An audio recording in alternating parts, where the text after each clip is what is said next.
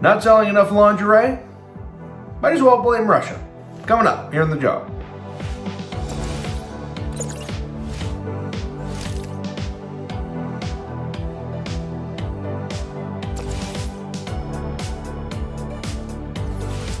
Hi folks, Alex Klingelhoeffer here with Exencial Wealth Advisors. It is 7:23 here in the middle part of the country on Thursday. It is March 3rd, 2022. Here's your morning jog or the economic headlines of the world. Starting off in Iran as the IAEA. A lot of vowels there.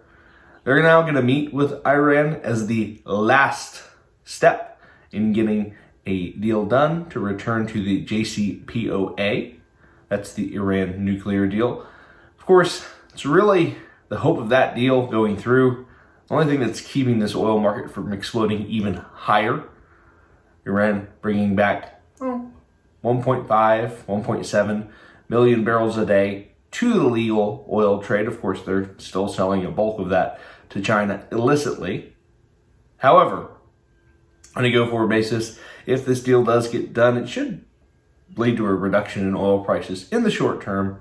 Long term, still, you're missing all of those Russian barrels that folks just won't touch because of the war. And quite frankly, it might not make a difference if this deal gets done in the long term. In the short term, it certainly helps a number of different folks get some legal cargoes. India sort of siding with Russia here. They're now considering relief for some exporters that are trading with Russia. India exports something like $3 billion worth of goods a year. They import about $6 billion worth of goods per year from Russia. They're one of the abstainers from the UN resolution yesterday that condemned Russia for their invasion of Ukraine.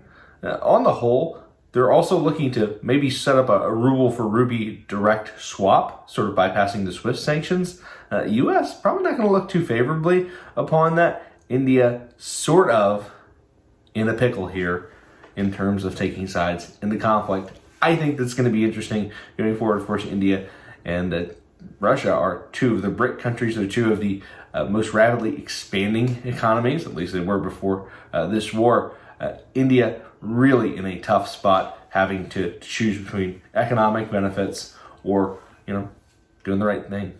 Sometimes you just got to do the right thing. Last but not least, I thought this was interesting. Victoria's Secret, they beat earnings here this morning, but also provided some notes.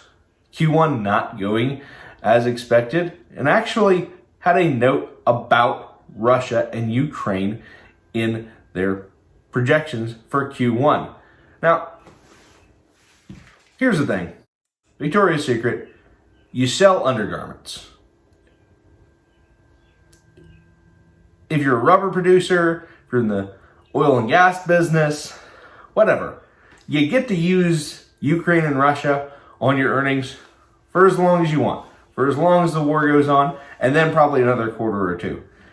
If you sell undergarments, you don't get to use that excuse for wildly under-projecting earnings or saying, hey, we're probably going to miss Q1 earnings estimates. You don't get to use that excuse preemptively. I think it might be, an excuse that companies do use here in Q1, even if they have really not much connection to the area. Oh, sales down, Russia, Ukraine, geopolitical, we didn't know what was going on, yada, yada, yada. Just a note, they're the first that I've seen, may be a trendy excuse for executives that need to buy themselves a quarter or two going forward. If you want some additional information throughout the week, feel free to find me on the internet. I am out there. Until then, I hope you have a very nice rest of your Thursday. I am out.